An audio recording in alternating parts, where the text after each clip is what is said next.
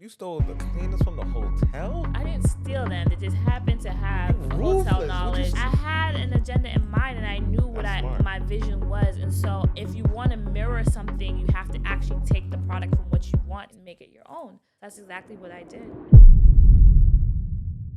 Look, God told me to meet him at a runway with no parachute, with no baggage, leave the negativity behind. Ever since, I've been taking off, and I never looked back. I'm your host, Alex E. Edwards, and this is the Gem Drop Podcast. Welcome to the Gem Drop Podcast, powered by Thumbprint Realty. Look, we're just like TMZ. We don't gossip. We boss up. Today's guest, whoo, I am excited for this one. I love her. She's my everything. She's my partner. We had children together. But most importantly, she's a boss. She purchased a home before marriage.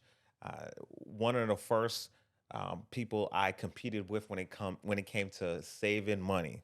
She was a huge saver, and we're gonna talk about that. But she inspired me to keep money in the bank and to invest it later. But who am I talking about? I'm talking about the one and only Joanna N. Edwards. Welcome to the show, sweetheart. I'm so excited to be here at nowhere. Of course, I had to make an appearance. It's just only right. Yeah, you should look. I ain't gonna lie. I told Matt Mulligan. I said, Matt, my wife need to be the first guest. I caved. He said, I'm going to sponsor. I said, you're going to be the first guest, man. Hey, we got to secure that bag. It is what it is. We got to secure that bag. So let's get right to it. Who are you? So I am an entrepreneur. I'm a mom. I'm a wife, a business owner, a daughter. I'm everything I need to be when I need to be it, to be honest. So yeah, in a nutshell. And of course, I'm a real estate agent.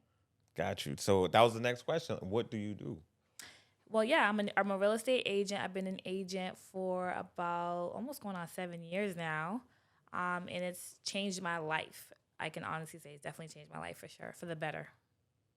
Got you. So how did you get into real estate? Yeah, so I met this guy named Alex, and then he was a real estate agent when I met him, and he was like, it's pretty cool. But of course, when we met, I was in the human services field, and when you're in the human services field, even with 10 degrees, you're not making that much money, right? So you thought it was a great idea for me to get my license, which I did, and I was doing both, of course, working as a domestic violence advocate, program manager, then of course, doing real estate at the same time. And I was like, wow, the first 3 years I was doing pretty well, and it was time to fire my boss. And so I decided to take a leap of faith and go into real estate full time, and I never looked back. And so did you make the right move? Absolutely. I actually And why? I should have made that move sooner. Working two jobs, and in my experience, real estate is a full-time job. So working two full-time jobs, being a mom, being a wife was just extremely overwhelming. And I felt that if I gave 100% into real estate, I could take off. And so I made that decision in 2021, and I said, December 31st is going to be my last day working. Left my 10-year job, and I decided to go full force into real estate, and it was the best decision I ever made because I own my time. I'm able to make as much or as little as I want, and it just really put me in a position to be financially stable, to be financially free, to be financially independent, own my time. It was just the best decision ever. Got you. So you said you fired your boss. You said, you know what? I'm done. I'm just going to jump off the cliff. You also said you had multiple degrees and you're in real estate. Mm-hmm. A lot of people are where you were at. What do you have to say to them? I say come up with a plan. I didn't just wake up one day and say I'm gonna quit my job. I budgeted and I said, like, look how much money I'm making doing real estate part time. Yeah. Like, imagine if I could invest and put in a lot of this time doing it full time, I could really take off. So when I did the numbers and one year I made twice as much as I made at my full time job just doing real Mm. estate, that made the most. That's when it clicked. And, I said it was time to leave. Twice as much? Twice as much as I was making at my full time job. So that's when it clicked and it occurred to me to jump off the cliff. Hold that thought. We need you to hold that thought.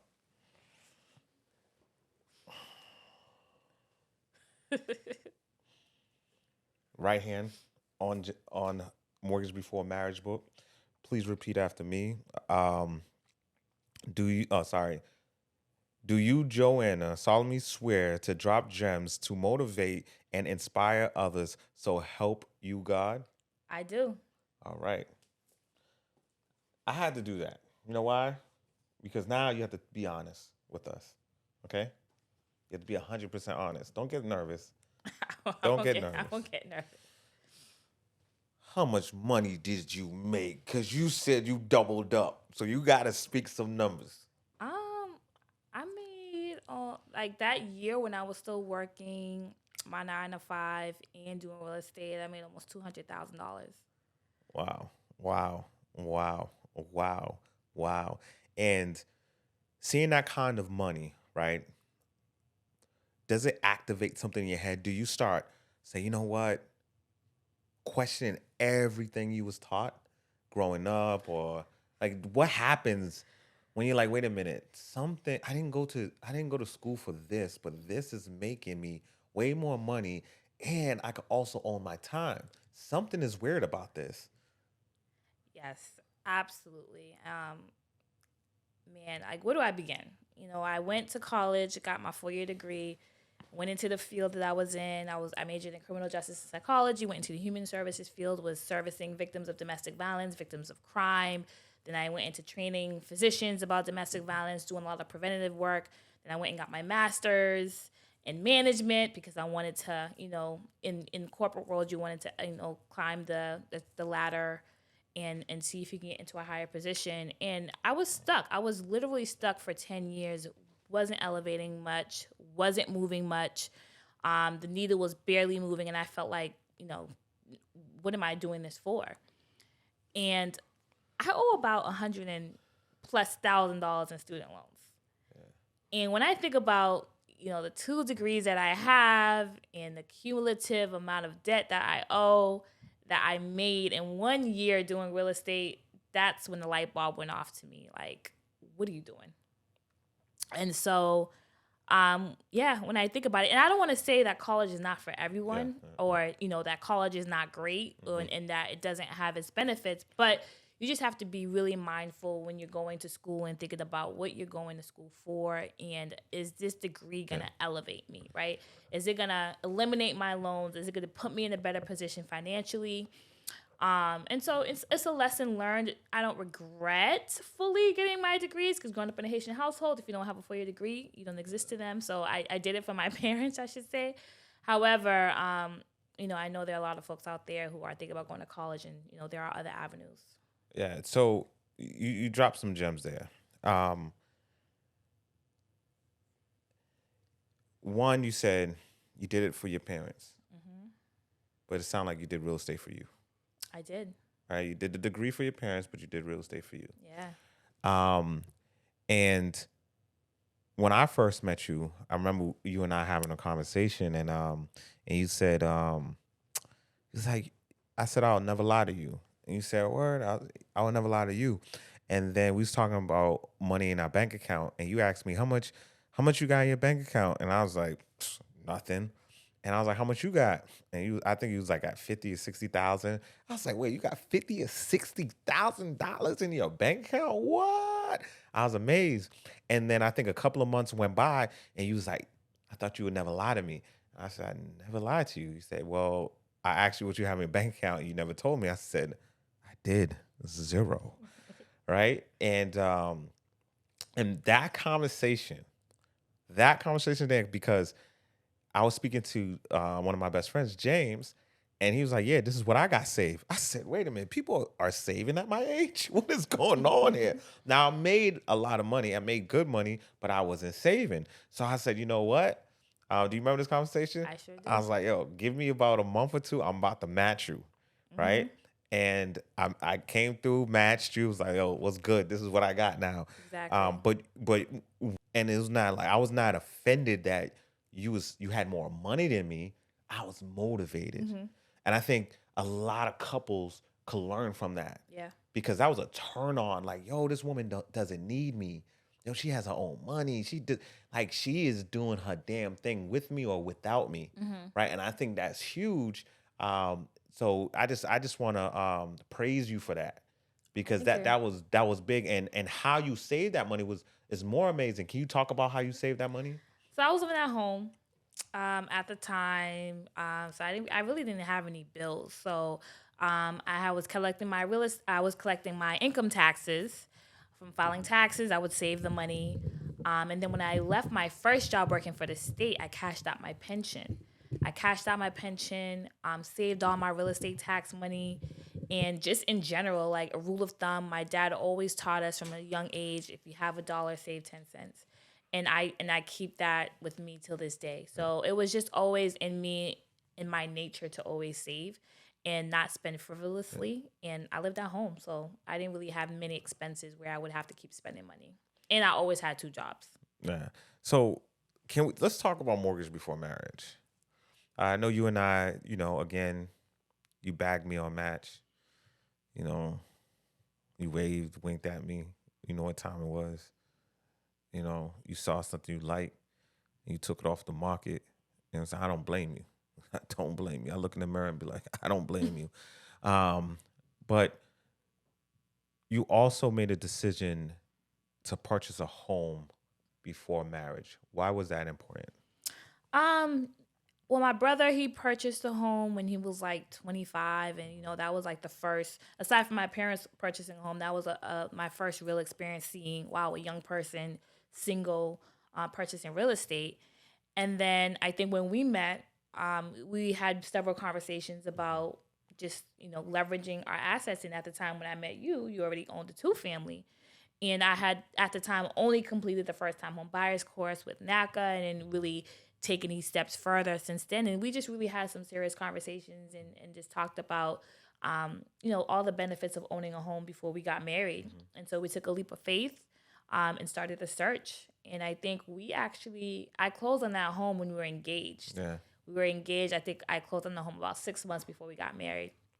And so that was the best decision I think I've ever Yeah. made. Purchased a three family that we have till this day. Yeah. And it was just great to be able to know that, seeing examples in my family, seeing it with you when we met, and just knowing that it was achievable. It was something that was definitely attainable. And the market was different then Yeah. as well. And it was really, really important to make sure we had that before we got married, for sure. Yeah. So tell me about that particular property. So you use the NACA product, Mm-hmm. right? You bought points down, Yep. right? And what rate did you get after buying points down? 2.4. So you got 2.4, three family. What profit are you seeing now, Before or after the mortgage? after the mortgage is paid? After the mortgage is about, let's see, I would say it's about $4,000 profit after the mortgage is Wow. paid. Wow. Wow. Wow. Hold that thought. I don't have to get the book because you said you would be honest. What was you making monthly at your job? At the time when I bought that home, Yes. probably 3,600 or $3,200 a month. 3,200 a month. Okay. And okay, how many hours did you spend at your job About weekly? 40 hours a week. A week. Yep. Okay. Got you. So that's 160 Mm-hmm. hours a month? Mm-hmm. Okay. How many hours did you spend at your home? The home you purchased? Meaning not sleeping or not living there, meaning like just with the tenants, I would say, or working on the house. I would say about close to zero. Mm. So another light bulb goes off in your head, like, this is something is wrong here, right? I like the fact that you know our tenants paid for our wedding, but they wasn't invited. They weren't invited. They were not invited. Nope. I like that. I love saying that. I love saying that. That should be like a book, a saying on a T-shirt or somewhere, Mm-hmm. you know. But that's just the power of real estate, right? Because if you think about it, if you're making $4,000 a month, and you need and you want to be married, why not get married and still make $4,000 a Exactly. month, right? Instead of saying, nope, I'm not gonna buy a house. I'm gonna spend all this money on a wedding Mm-hmm. and have nothing after the honeymoon. Exactly. And so, oh, we have to save up again Yep. to now go buy a home, right? So why not go and buy a multifamily, have that multifamily pay for your wedding, pay for your honeymoon, Yep. come back, and that multifamily is gonna pay your savings account. Exactly. It just makes so much sense. No brainer. Yeah. So, moving on. So, some call you the Airbnb mother effing queen. How did you get into Airbnb? Well, you want the short version or the long version? Well, it started with the investment property we obviously purchased for our son in Everett, Massachusetts, right next to the casino. Yeah. Great location, beautiful property. We renovated it. And we were really intentional about how we created the space. And we just ran the numbers and we're like, okay, we could either rent these out for maybe $3,200 a month per unit and see a decent profit, or we can really just dive in and do Airbnb. And when we ran the numbers, we did the comps, it was just a no-brainer. And then when starting the Airbnb, it just made so much sense. And just doing research and like, okay, what are Airbnbs doing to be successful? You know, they're creating niches, they're creating themes, you know, being different, standing out. Like, how can we maximize our profit and make a lot of money? And I think we just took that. I took that and I just ran with it. And it goes from the simplest things like handwriting notes to my guests when they come into the property, just welcoming them. I spent hours creating a house manual that tells them where they can go shopping, where they can eat, cool places to go, house rules, all the cool things in the household. And on top of that, I think everyone who vacations always wants to go somewhere that feels like home, but it's also as clean as a hotel, right? When you go in a hotel, the sheets are made. You feel like, you know, this place was prepared just for you. And I really wanted to make that feeling happen for people who are attending, who are our guests at the Airbnb. So just really just taking that whole experience and just making it times 10. Got you. So, but how does one get certified? Like, do you just open up shop and say this is Airbnb? No. So the rules are different based on the state, the city. And in Massachusetts, it goes by the town, right? So Everett's rules and regulations are different from Boston, Massachusetts. So you definitely have to register the short-term rental with the state, the Secretary of State office. They give you a registration number, and then you submit your tax forms online. They give you once you give the registration number, you go into Airbnb and it asks you for that registration number. And the cool thing about that is that Airbnb knows the state laws per state and city. So if they know that you're doing in Boston, they're going to ask you for the certificate or the special registration number for Boston, Everett, so on and so forth. So once I put that information in, it was like, all right, great, you're registered. I submit the necessary tax forms, and then you're able to create the online account for the Airbnb. But Airbnb does know, depending on the state that you're registering the Airbnb for, what you need and what's required.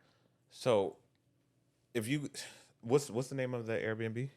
It's called the Cottage 1925. Okay, and you can find it on. You can find it on VRBO. You can find it on Airbnb currently. And Instagram, and Instagram is the Cottage 1925. VRBO is the Cottage 1925, and Airbnb is the Cottage 1925 as well. Okay, and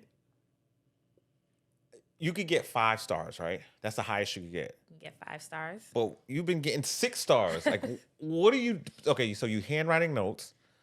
You leaving wine? I leave bottles of wine. Bottle of I wine. leave snacks. I leave Snacks. toiletries, makeup removers, tampons, razors, scope, mouthwash, toothpaste, you name it. I leave it in the unit, and I think it's all the little things. Like we have high chairs, we have cribs. We just think about everything that we would need or I would need when I go on vacation. I put into that Airbnb to make me feel special. And I think a lot of the things that make us or make this Airbnb so successful is because everyone who goes there feels like it was prepared just for them. I write the cards by name. I say, hey, Maggie, thank you so much for booking the Cottage 1925 for your weekend getaway with your family. I've left a bottle of wine for you. I left complimentary snacks. I also left a guide of 3 things you can do to celebrate your husband's birthday or whatever the case may be. And so I customize every single visit for the guests so that they can have an individualized experience. Wow. Look, watch this. Watch what Hawk Visual do. Look at this. Look at this gem. You see it in my hand? I see it. Watch this. Boom. Look at it. That's a gem drop. Like, you dropped a big gem on us. It was a lot.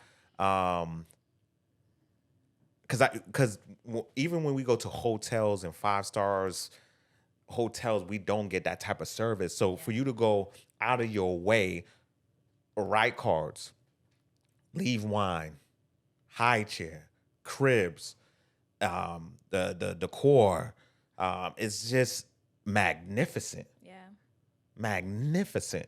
And so how long is your Airbnb booked out? Or The first year we booked out from January to the November of that same year. And one thing that I think people should do who are starting Airbnbs, just to kind of test it out, have people friends or family, stay at the Airbnb, have them book through Airbnb and start writing reviews. Yeah. Because it's really important for people to see what other people are saying about your space. And so if you don't have any reviews yet, they'll try to negotiate with you and say, hey, I know you're a new Airbnb. You don't have any guests yet, or you don't have any reviews. Do you mind dropping the price? So if you have reviews already, people are going to be like, oh, okay, great. People have stayed there. So that's just a good thing to start doing when you're, getting new into Airbnb. Another gem drop. Brilliant. I don't think you start an Airbnb, you don't think about that. And you also, something you did that was extremely smart too, is you put the Airbnb up, but then you blocked out like the first month so people could start booking after that month, and your friends could be booking. Like, that was brilliant. That was brilliant. So I'm happy. I'm happy because if anyone wants to start an Airbnb, they literally could just watch this clip. They can. And another thing I think that's really, really important to keep in mind when you're starting an Airbnb is to keep your response rate really high. There is what's called a super host for Airbnb or a premier host for VRBO, and you want to achieve that status within the first month or the first quarter of having Airbnb, because that automatically bumps your listing up so that it gets more views. And so one thing that I do, and I really wanted to stress this, like, having an Airbnb takes a lot of time and diligence. Responding to guests, if they ask 1,000,001 questions, and I know it can get redundant, but you have to keep your response rate up. Yeah. That's one thing that really determines if you're going to become a super host. And once you become a super host, it bumps your listing up. And I'm proud to say that I've maintained super host status for the entire time that I've had the Airbnb. All right, so you have 2 units. 2 units. Can you describe the 2 units and how much each unit per night is? Yep. So the first unit is a 3-bedroom, 1-bath unit, and we're renting that about $350 per night. Mm-hmm. The second unit is 5 bedrooms, 3 baths, and we're renting that for about $550 per night. Got it. And wow. And tell us about the 5 unit, because you're leaving some stuff out. You got the game room, yes. the Monopoly room. Yes. I see that all over IG. So one thing to really, really keep in mind when you're creating an Airbnb is to make sure you have a staple room, a room where guests can take photos. Another thing that I included in both of our Airbnbs is I'll include a treasure hunt in the house manual. And I'll tell them, like, hey, if you take pictures, and I'll hide coins throughout the house. And I say, hey, if you find all 5 of these coins and you post it on our Instagram page and you tag us, we'll put you in the running to receive a prize, whether it's a free night stay or a gift card. And it essentially just made the unit go viral. So having a staple room Both of our units has a sign that says the cottage 1925. One of them was hand painted. The other one was wainscoted. And we have a phenomenal game room that just has inspirational quotes. It has an arcade. It was just really intentional. We were really, really intentional about how we designed the room because we knew it would draw people in to want to take photos there. And all of the guests participated and they have a blast. And if you go on our Instagram, you'll see a lot of our guests posting selfies saying, hey, we found all the coins. So all of these things are really, really important to keep in mind when you're creating an Airbnb. Make it stand out. Make it something special. Gives people something to talk about. And you also have the equipment for like selfies, and they could turn it into their media room. Yep, we have a ring light. One on the 5-bedroom unit as well. We have what's called a flower sunroom. It's a beautiful room where you can do photo shoots. You can sleep there if you want. It's just one of those spaces that just creates warmth and it just makes you want to take pictures there all day. So we were very intentional about literally using every ounce of that house to create something special, making sure the place smelled really good. You know what I mean? As soon as you walked in, it was like, wow, this place smells amazing. We have customized umbrellas right in the doorway that says the cottage 1925. So we have coat hooks. Wait, so when you're outside, they still advertising? You can still, it's still advertising and it says the cottage 1925. Wow. Yeah. And so I know Susan Williams, the home care specialist. I know a couple of thumbprint agents did photo shoots at the cottage. It came out wonderful. And it's a beautiful space. And before we go to break, can you speak about the car rentals? Yes. So in addition to having the Airbnb, we had 2 vehicles on Turo. And what we did was we made the rental vehicles available to our Airbnb guests. So they're actually able to book the rental car that's actually parked on site while they're staying there. So it just makes it more convenient for them. In addition to that, we had customized packages that we'd offer to our guests. That includes a private chef, that includes a masseuse. So if our guests are saying, hey, we're celebrating something special, I'll ask a little bit more questions and I'll say, hey, how can I tailor this weekend to make it more special for you? We have a private chef on site that can come to you and prepare a unique meal. We can have a masseuse come to the property and give you a massage. I can create a whole agenda for you of things to do. And we can also arrange for a private chauffeur. Wow. All right. Well, Joanna, you dropping gems. I'm talking about nuggets. I think you dropped a little too much, but we good. We good. This is the Gem Job Show, and you had your hand on the book. So I don't expect nothing less. So we're gonna go to a quick break. We're gonna go to a quick break, and when we come back, Joanna is gonna continue to drop gems. I hope you're ready. This is the #1 show in the world. Will be the same. Gem Job Podcast. We don't gossip. We boss up. See you soon. Hey, it's Joanna Edwards here with Thumbprint Realty, your one-stop shop for everything real estate, whether you're buying or selling. I also specialize in working with developers to keep their shirts on when it comes to condomizing their units. I have an amazing team that can VA and FHA certify these units to get them sold fast. So contact me today at 857-919-1330.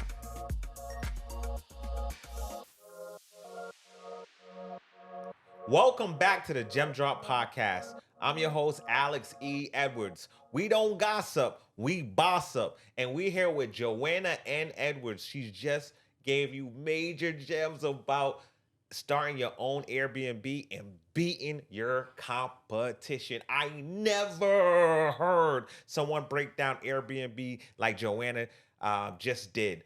Amazing. She dropped gems after gems after gems. Wow. I'm still blown away because you went above and beyond. Everyone that's staying there is like, I didn't expect this, right? Especially the people that have their own Airbnbs and they come and stay at your Airbnbs and I'm stealing this, I'm stealing this, I'm stealing this, I'm stealing this, I'm stealing this, I'm stealing this. What the world want to know, right? This is what they want to know. When are you writing a book? Are you starting a course? Are you helping other people start their own Airbnb? Because again, you're on to something. I love the idea of writing a course. I honestly felt like I had to have some skin in the game Mm-hmm. to be able to be in that position. And I feel like, being successful so far and just getting the amazing feedback that I've been getting, I'm more than happy to be able to put a pen to paper and to, educate folks about how to run a successful Airbnb. Yeah, there's so much that I can't even I didn't even touch today in terms of running Airbnb. I didn't even get into my cleaners. I didn't even get into No, seeking. wait, hold on. Like, look, this is not our first date. Stay a while. Let's get married. Look, you got time. Let's break it all down because so the purpose of the show is someone to actually watch this and say, I know what to do. Right, right, Not right. say, I still don't know, Right, still right, don't know right. what to do. Yeah. They really didn't ask deep questions. Yes, talk about your cleaners. How did you hire your cleaners? How did you find your cleaners? How you know your cleaners doing a good job? What's the pay? Like, how do you pay your cleaners? Like, tell us everything. Yeah, and so when I first started Airbnb, I really wanted to make sure the cleaners were very thorough. And then imagine we're still in the brink of COVID, right? So you have COVID regulations, sanitation rules. You want to make sure that things are being done properly. So we interviewed a couple of cleaners, and these particular cleaners, not only do they have a history of working for Airbnbs, but they also were coming from the hotel industry. So they were very efficient. They knew how to meet quick deadlines, and they know how to get in and get out. So one of the things that was really, really important is being able to do laundry on Wait, site. wait a minute. You stole the cleaners from the hotel? I didn't steal them. They just happened to You have hotel ruthless. We knowledge. just stood in the parking lot. It's like, oh shoot. I like how she made my bed at the Marriott. But listen, I had an agenda in mind, and I knew what That's smart. my vision was, and so I didn't want it to look like it was the bed at my house. I wanted it to feel like a hotel. Like I wanted the toilet paper to look pretty. I wanted the sheets to be seamless. I wanted it to feel clean. And so in order to do that, if you want to mirror something, you have to actually take the product from what you want to bring it and make it your own. That's exactly what I did. Wow. Wow. That's another gem. So let me just get this straight. So you found cleaners that already worked in a luxury hotel and brought that system into your Airbnb? Correct. Yep. And so I was really big on sanitation, and I don't know if this is a gem or not. However, just getting their feedback on their experience, is how they change their sheets, how they do laundry. And it was really important to me that sheets, pillowcases, everything was changed in between guests. We're not recycling comforters, we're not recycling any of that. So I would buy 3 to 4 sets for every single room to make sure that they're able to turn over and to clean every single unit. We have washer and dryers in the unit to save on laundry costs.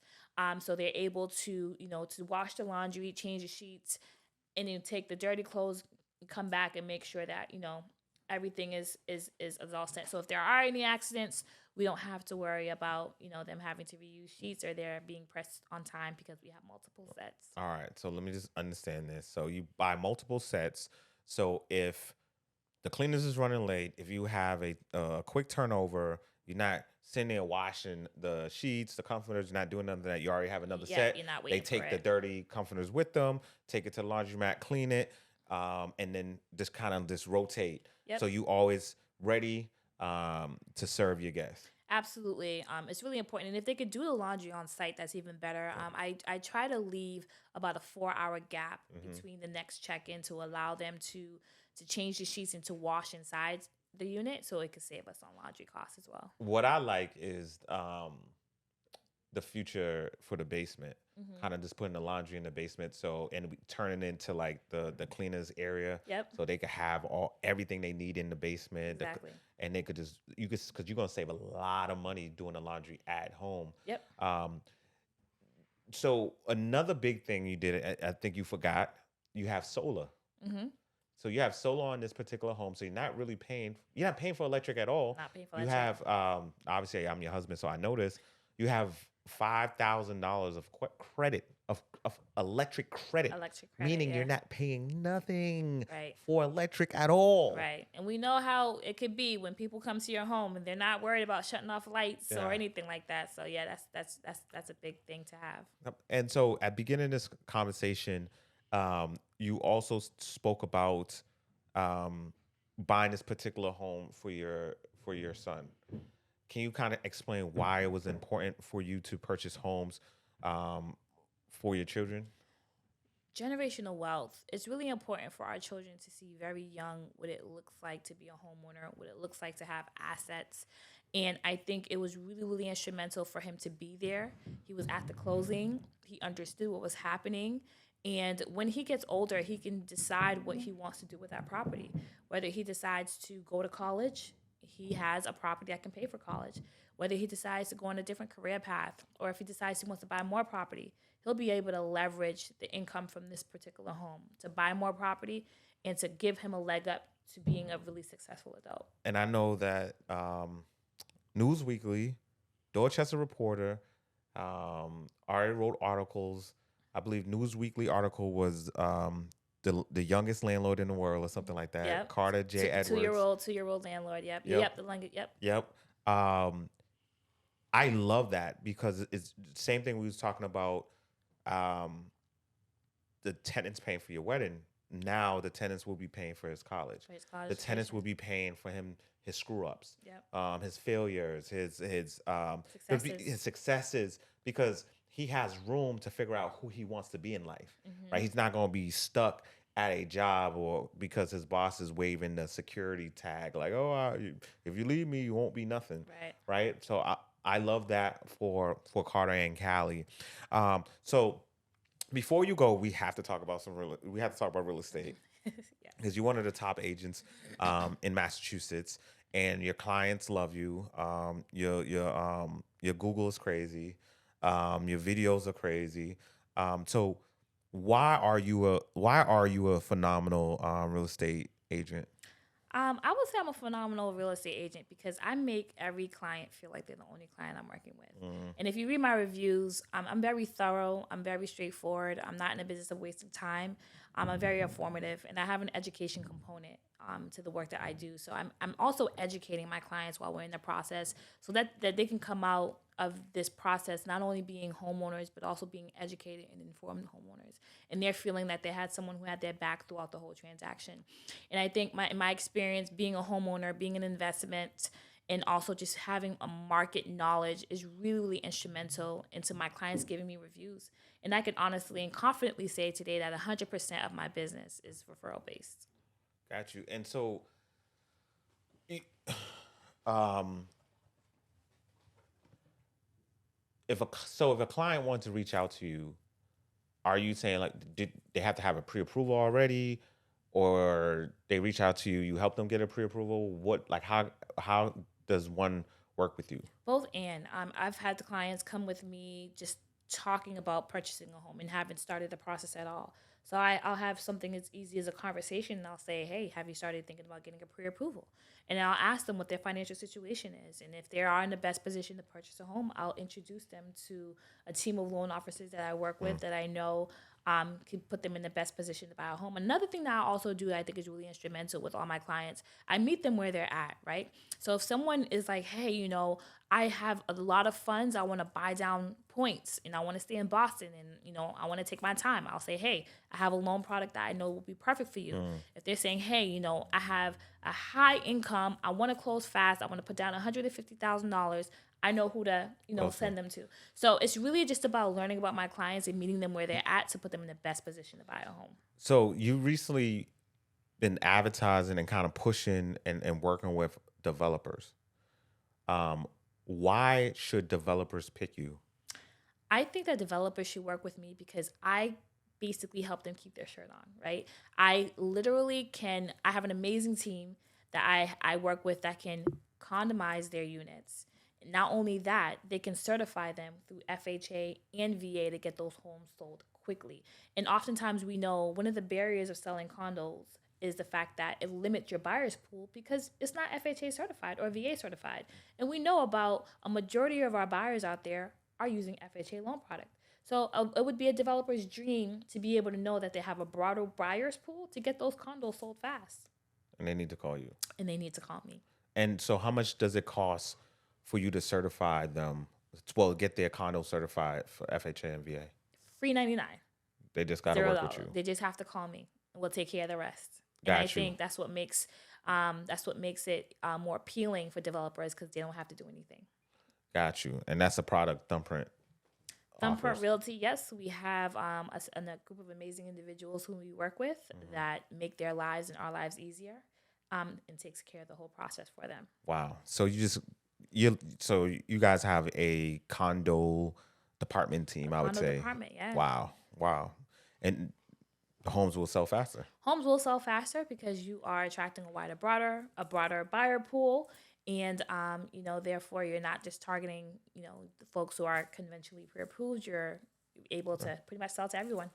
All right. So we're going to get into respecting your breath, right? And we're going to ask you how you respect your breath. What is your purpose? Are you living your purpose? All right. Um, Before we start, we have to shout out our sponsors. So, Respect Your Breath is brought to you by Thumbprint Realty, real estate done right. If you're looking to buy, if you're looking to sell, if you're looking to rent, please contact Thumbprint Realty at 617-287-9000. Again, Thumbprint Realty at 617-287-9000. And also, you can follow Thumbprint Realty USA on Instagram, and Thumbprint Realty on Facebook. Now, the moment that we've been waiting for. Joanna N. Edwards, how are you respecting your breath? I'm respecting my breath every day, through my children, through my husband. I feel like every day that I can look into their eyes and see that they're thriving, they're doing amazing things, it tells me that I'm doing something right. And, I'm continuing every single day not to take anything for granted. I cherish every single moment that I have, and I don't leave anything on the table. And I think that's how I'm respecting my breath. I treat every moment like it's my last. Hey, let's go, let's go, let's. You woke up today? I woke up today. Did you wake up today? I sure did. You sure? Sure did. Let's go, let's get it. That's what I'm talking about. I'm so happy to have you here. How can people reach you? They can reach me on my social media page, Joanna N. Edwards on Instagram, Joanna N. Edwards on Facebook, on LinkedIn, wealth_tips Joe on TikTok. That's how I can be reached. Okay, great. You've been amazing. I think you dropped a whole bunch of gems. Honestly, we want that Airbnb course. You promised I'll work on the it. viewers. Julie's about to start an Airbnb. She lives close to the Cape, so she about to jump off. Got Game you, over. Her Julie. spot's gone. I got you, Julie. You I know, got you. my man is about to start my man do candles. You know what I'm saying? So he need his candles in your Airbnb. Yep. You know what I'm saying? So you gotta drop that course. Gotta drop the course. Gotta drop the course. I'll drop the course. All right. Man, today you heard it here. I mean, Joanna N. Edwards just set the mic on fire. She started out at 9 to 5, stayed there for 10 years, went back to school, and then kind of like, wait a minute, what's going on? She jumped into real estate and said, I'm spending 40 hours a week here and I'm making $36 or $3,200 a month when I just bought a home and I'm spending 0 hours here and I'm making $4,000 a month. She decided to fire her boss. She said, you know what? I want my time. I deserve my time. And I'm going to do what I want with my time because I believe I could make more money in an hour for myself than working at her, sitting at her desk at work. And then she decided to open an Airbnb. And you heard all the gems. I mean, whoa, that was definitely personalized. I can't believe it. I feel special. I want to stay there. Believe it or not, I never stayed there.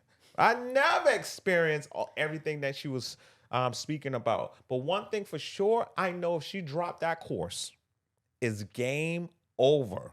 I know one thing for sure. If she dropped a book, Airbnb by Joe's Airbnb, the Cottage 1925 book course, is going ham. I am lucky to call her my friend. I am lucky to call her my partner, but I'm grateful to call her my wife. Joanna Edwards is a phenomenal real estate agent. As you heard her, she used the NACA program, purchased her first home. She lived in that home. She lives in the home. She bought down her points, and she's at a 2.4 right now in a 3 family in Boston, Massachusetts. Is she setting herself up for wealth? I think she is. So I am grateful to have her on the show. I'm grateful for you to for you. I'm grateful for you to watch this show, but you have to subscribe. You have to share. And there's one more thing I always forget. I'm still new. Subscribe, share. What's on? Subscribe, share, and like. Oh. Subscribe, share, and like. Gem Drop Podcast. We don't gossip, we boss up. I would love to keep speaking with you, but I got shit to do. See ya. God told me to meet him at a runway. Ever since, I've been taking off.